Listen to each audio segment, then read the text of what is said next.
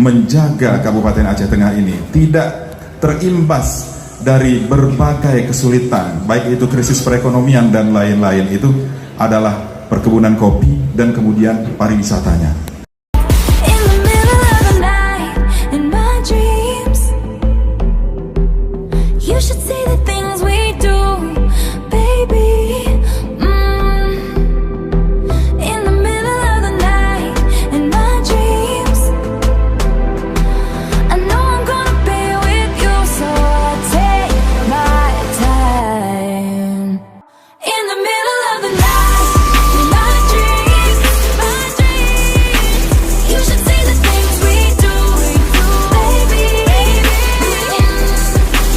Mari bersama kita saksikan pemotongan pita sebagai tanda grand opening Loko Badak Resort and Cultural Center. Kita hitung bersama 1, 2, 3, tepuk tangan yang paling meriah.